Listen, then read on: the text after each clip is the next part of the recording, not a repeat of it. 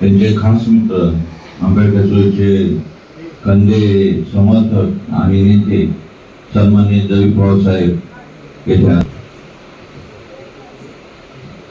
तथागत गौतम बुद्ध बाबासाहेब सर्व आपले आदर्श पुरुष, आदर्श महानायिका आणि आजच्या कार्यक्रमाला आपण सगळे उपस्थित असलेले बंधू आणि भगिनी, खरं तर त्यांचं असं अचानक गावच्या निमित्तानं माझं वय जरी 83च्या आसपास असलं तरी सारखी भटकंती असते. आज नागपूरला तर उद्या कर्नाटकाला तर परवा आणि असं सारखं फिरत असताना मला अचानक फोन आला आणि तो फोन आल्यानंतर मला कळलं की अर्जुनराव गेले. खरं तर मुंबईला ते आले होते, हॉस्पिटल होते, ॲडमिट झाले होते. या सगळ्या गोष्टी मला जर कळल्या असत्या तर मलाही त्यांच्यासाठी काही काम करता आलं असतं. परंतु त्यांची बॉडी त्यांच्या इच्छेप्रमाणे त्यांच्या पिंपळवंडी गावामध्ये आणण्यासाठी बॉडी जेव्हा बाहेर पडली तेव्हा माझा फोन लागला. तर आमच्यासारखे लोक कार्यक्रमाच्या ठिकाणी फोन बंद ठेवतात, त्यामुळे कदाचित मला ते वेळेवर कळलं नसेल. फोन केला असेल मला राजेंद्रने किंवा तुम्ही कोणीही फोन केला असाल, परंतु मला तो कळला नाही आणि बॉडी बाहेर पडल्यानंतर मला कळलं आणि त्यामुळं मला त्याचं अंत्यदर्शन घेता आलं नाही. अर्जुन कर्वेच्याबद्दल बऱ्याच गोष्टी मला सांगता येतील. पहिली गोष्ट म्हणजे त्यांचं आणि माझं नातं हे जन्माच्या तारखेपासून आहे. त्यांची जन्मतारीख खरी आहे की नाही मला माहिती नाही, पण माझी जन्मतारीख खरी नाही, पण आमच्या दोघांची जन्मतारीख एकच आहे, 15 जुलै. आम्ही त्यावेळेला त्याची चर्चा करत बसायचो. मी सांगायचो की माझी त्याला अशोक आम्ही म्हणायचो, मी अशोक, मी जवीन आणि ते अशोक, म्हणजे आम्ही आमची स्वतःची नावं लोकांसमोर कधीच आणली नाही. त्यांनी महाभारताचा अर्जुन पुढं आणला नाही आणि त्यांनी आपल्या वडिलांच्या नावाचा शंकरही पुढं आणला नाही. ते अशम कसबे या नावाने लिहिले. मी त्यावेळेला माझ्यातला ज म्हणजे काय लोकांना कळू दिलं नाही, वी म्हणजे काय ते कळू दिलं नाही. त्यामुळं आम्ही हिंदू धर्मातली जी काही सगळी नावं होती ते आम्ही त्या काळामध्ये आमच्या मुंबईच्या काळात आम्ही ती स्वीकारलेली होती. आणि सगळ्यात महत्त्वाचं म्हणजे त्यांची आणि माझी जी भेट झाली ती आता अशा विवक्षित ठिकाणी झाली. खरं तर कसबे हे आडनावामुळे ते आपले असतील असं मला कधीच वाटलं नाही, कारण मी कोकणातला आणि कोकणातली ठराविक आडनावं असतात, मोरे, जाधव, पवार, कांबळे ही अशी आडनावं असतात. तर काही कसबे नावाचं आडनाव तुमच्या कोकणामध्ये कोण नव्हतं. त्यामुळे पहिल्यांदा आम्ही एका वर्गामध्ये आलो होतो आणि आपल्यापैकी कित्येक लोकांना माहीत नाही, कारण आम्ही ते जाणीवपूर्वक लोकांना कळू दिलं नाही. मी सुद्धा आज माझ्या विजयराव यांना आज सांगितलं की मी साहित्याचार्य आहे. आम्ही साहित्याचे आचार्य आहोत. म्हणजे जसं आचार्य असेल तुम्ही म्हणता किंवा अमुक आचार्य म्हणतो आपण, आम्ही त्यातले आचार्य दोघे. आम्ही आचार्याचे विद्यार्थी होतो, तेही साहित्याचार्य झाले, मी साहित्याचार्य होतो. पण त्यांनी कधीही कुणाला साहित्याचार्य कसबे असं म्हटलं नाही, किंवा मी इतका प्रसिद्धीला आलो असलो तरी आचार्य जयवी पवार असं मी कधी कोणाला सांगितलं नाही. तर ते सांगण्यासारख्या गोष्टी नव्हत्या. आम्ही ते शिक्षण मिळवलं त्या साहित्यातले सर्वोच्च ठिकाण आहे. आचार्य ही साहित्यातली सर्वोच्च पदवी आहे. ही सर्वोच्च पदवी आम्ही दोघांनी त्यावेळेला मिळवली आणि नंतर हळूहळू मला कळायला लागला की त्या वर्गातून सुटल्यानंतर आम्ही ज्या बसने एकत्र आलो तेव्हा ते माझ्याच बसमध्ये बसलेले मला दिसले. आज वर्गात एकत्र होतो, वर्गात आमचं बोलणं होत नव्हतं, पण मला आपली दुरावा होता का ते कोण असतील आपल्याला काय माहिती, आपल्याशी कसे बोलतील काय माहीत नाही. माझ्यापेक्षा वयाने थोडेसे मोठे, त्यांच्यावर माझ्या वयामध्ये खूप फरक आहे आणि त्यामुळं हे माझ्याशी बोलतील की नाही, की आड्याचं कोण आहेत का वगैरे काय माहीत नव्हतं. पण ते माझ्याच बसमध्ये बसले आणि ज्या स्टॉपला मी उतरलो त्या स्टॉपला ते उतरण्यासाठी उभे राहिले. दोघे आम्ही एकदम खाली उतरलो आणि ते ज्या रस्त्याने गेले त्यांचा प्रवास सुरू झाला बरोबर, त्याच रस्त्याने मला जायचं होतं. कारण ते आणि मी मध्ये फक्त एक लहानशी गल्ली होती आणि एवढंच आमचं अंतर होतं. आणि मग मला कळलं की ते जिथं जात आहे, ज्या गल्लीमध्ये घुसले त्या गल्लीमध्ये माझे त्या काळातले अनेक मित्र राहत होते. आणि मग असं वाटलं की हे आपलेच असावे. आणि त्यांची माझी भेटी जी सुरू झाली ती अगदी शेवटच्या काळामध्ये. आपल्यापैकी मुलांना वगैरे माहीत नाही, पण वहिनीला माहिती आहे. त्या काळात त्यांचं जे लग्न झालं त्या लग्नाच्या वेळेला मी त्यावेळेला त्यांच्या लग्नामध्ये सगळ्यात जास्त नाचलेला आणि इतका नाचलो होतो कारण आम्ही इतके जवळचे दोस्त होतो. त्यामुळे त्यांच्या लग्नामध्ये मी प्रचंड नाचलो होतो. ते ढोर चाळीत राहायचे. माणसं राहतात पण चाळीचं नाव ढोर होतं. ढोर म्हणजे जनावरं, जणू काही इथं जनावरच राहतात अशी ती ढोरचाळ होती. तिथं अनेक लोक होते. नामदेव होता, अनेक लोक राहत होते. आणि त्याच्या बाजूच्याच गल्ली त्याला कामाटेपुरा म्हणतात. त्या कामाटेपुरामध्ये पहिल्या गल्लीमध्ये मी राहत होतो. म्हणजे हाकेच्या अंतरावर मी राहत होतो. नामदेव तिथे राहत होता आणि आमची तेव्हापासून दोस्ती झाली. त्यांनी त्या काळात जेव्हा आम्ही साहित्याचार्य झालो आणि लिहायला आम्ही सुरू केलं, ते पण लिहित होते.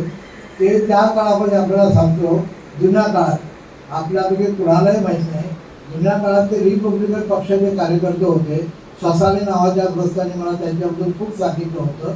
B.S. ससाणे त्यांचं नाव होतं ते सांगितलं. आणि ते त्या काळामध्ये दया पवार म्हणजे गरुड मारुती पवार हे जे ग्रस्त आहेत ते तसे कविता द्यायचे आणि गायचे. त्या गायकांच्या वेळेला अर्जुन कदवे यांच्या त्या कविता त्यावेळेचे लोक ते गायचे. आणि मध्यंतरीच्या काळामध्ये असं झालं की आम्ही त्यावेळेला लिहायला लागलो. सगळे ते लिहायला लागले, मी लिहायला लागलो. आणि माझी बलिदान नावाची कादंबरी रिपब्लिकन पक्षाच्या ऐक्यावर, जे रिपब्लिकन पक्षामध्ये गडबाजी कशी आहे, त्यामुळे किती लोकांचं कसं नुकसान होत आहे, किती मारामाऱ्या होतात, किती खून खराबा होत आहे, याच्यावर माझी बलिदान नावाची कादंबरी मी लिहिली होती. पण त्यावेळेला माझ्या ओळखीचे अनेक म्हणजे प्राध्यापक होते, अनेक विचारवंत होते. माझ्या त्या कादंबरीला तुम्हीच द्यायची. त्यांनी ती मान्य केली आणि माझ्या बलिदान या कादंबरी छोटी आहे, नवीन प्रकार तो होता, कादंबरीचा नवीन प्रकार होता. आणि त्यांनी ती प्रस्तावना दिली. ती माझ्या कादंबरीपेक्षा त्याची प्रस्तावना मोठी होती. ती प्रचंड प्रस्तावना त्यांनी दिली. एकंदर सगळा दलित साहित्याचा आढावा आहे तो त्यांनी त्या प्रस्तावनेत घेतला होता. आणि त्यामुळं माझी कादंबरी म्हणजे गाजण्यापेक्षा त्यांची जी प्रस्तावना जास्त गाजली, इतकी गाजली प्रचंड प्रमाणात की लोक माझं पुस्तक विकत घ्यायचे. ते माझी कादंबरी वाचण्यासाठी नाही, तर अशोक कदवे यांची जी प्रस्तावना वाचण्यासाठी लोक घेत होते. मी एकदाच ती लिहिली, प्रसिद्ध केली, पुन्हा ती प्रसिद्ध केली नाही. मला असं वाटायला लागलं, जाणवायला लागलं काल परवापासून की या माणसानं त्या काळामध्ये म्हणजे 1969 साली, म्हणजे मी 68 साली पूर्ण केली, 69 साली मी छापली. आणि 69 साली 1969 मी किती वर्षापूर्वी बघा, तेव्हा ती प्रस्तावना त्यांनी दिली. ती प्रस्तावना पायाभूत दलित साहित्याचा जो नवीन सुरू झालं होतं त्यावेळी ती अत्यंत महत्त्वाची अशी ती प्रस्तावना आहे. ती आता मला कालपासून जाणवायला लागलं की ती प्रस्तावना पुन्हा लोकांसमोर आली पाहिजे. त्या काळात त्यांनी जे दलित साहित्य समर्थन केले माझ्या कादंबरीच्या आधारे, ते पुन्हा लोकांकडे यावं. म्हणजेच माझं बलिदान ही कादंबरी, जी ज्या बलिदान कादंबरीमुळे मी चैत्यभूमीवर आम्ही विक्री सुरू केली. आम्ही चैत्यभूमीवर विक्री केली आणि 1969 पासून मी आणि राजा मांडे यांनी चैत्यभूमीवर आम्ही पुस्तकं विक्री सुरू केली. तर लोक यायचे मोठ्या प्रमाणात, त्यावेळी येत नव्हते. लोक यायचे, मुंबईत यायचे, बाहेरगावचे यायचे आणि ते मेणबत्तीने अगरबत्ती घ्यायचे आणि नंतर आपण गावीत जायचे. आम्ही जरा असा विचार केला की जे आपले लोक येतात, अत्यंत गरीब लोक असतात, त्यांनी जाताना किंवा 2 पैशाचं 1 गाण्याचं पुस्तक तरी घेऊन जावं अशी आम्ही अपेक्षा केली. आणि मग त्यावेळेला माझी ती कादंबरी तिथे तुम्ही विक्रीला ठेवली, भाड्यांचं एक अंक विक्रीला ठेवला. आणि आज आपण पाहतोय चैत्यभूमीला एकाच दिवशी नव्हे तर 5, 6, 7 आणि 8 या डिसेंबरच्या 4 तारखाला इतकी प्रचंड प्रमाणात विक्री होते की करोडो रुपयाची पुस्तके विकली जातात.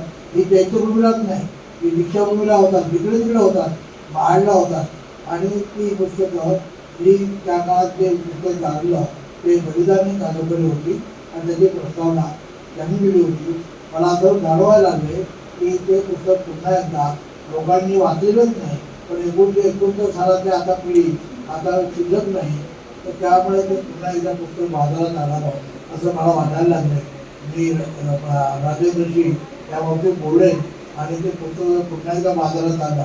तर अक्षर कल्पेने त्या काळात जे दलित साहित्याचं समर्थन केलंय सुरुवातीच्या काळात, अगदी सुरुवातीच्या काळामध्ये जे मालगावस्थेत दलित साहित्य होतं तेव्हा त्यांनी जे समर्थन केलंय ते पुन्हा लोकांसमोर यावं असं मला वाटतंय. त्यांची फार इच्छा होती की मला जेव्हा तू माझ्या गावाला आलं पाहिजे, कारण माझ्या गावामध्ये जे शेतातलं जे ओढा जो तयार होतो आज आहे तो ओढा तुम्ही माझ्या शेतातला खाल्लाच पाहिजे असं त्याने अनेक वेळा प्रयत्न केला. तसं त्यांनी आमच्या तारखाही ठरल्या होत्या, परंतु माझ्या काले बाहुल्यामुळे मला कधी येता आलं नाही. आज मी ते नसताना मी या गावात आलोय. त्याने अनेक वेळा प्रयत्न केला, तर माझ्या काळात ते मुंबईला राहायला आले, माझ्याशी त्याचा संपर्क वाढला. आणि सगळ्यात महत्त्वाची गोष्ट जी कित्येक लोकांना माहीत नाही की मी पुन्हा लोकांना सांगत होते ते म्हणजे दलित पॅन्थरचा पहिला जो मेळावा झाला ते राहत होते बाजूला, त्याच्या बाजूलाच माझं घर होतं, त्याला सिद्धार्थ नगर म्हणायचे आणि काही लोक त्याला घेरवाडा पण म्हणायचे त्या काळामध्ये. या सिद्धार्थ नगरमध्ये महानगरपालिकेचं एक कार्यालय होतं. तिथं 9 जुलैला पहिला मेळावा घेण्यात आला आणि त्या पहिल्या मेळाव्याला मी आणि नामदेव आम्ही त्या काळात दलित पॅन्थर ज्यांनी स्थापन केले त्याचे आम्ही दोघेच होतो. ढाले वगैरे सगळे जे बाकी नंतर जे अनेक जे लोक आले ते फार उशिरा आले आमच्या संघटनेमध्ये. सुरुवात आम्ही दोघांनी केली, नामदेव रसाळणे आणि मी, आम्ही सुरुवात केली.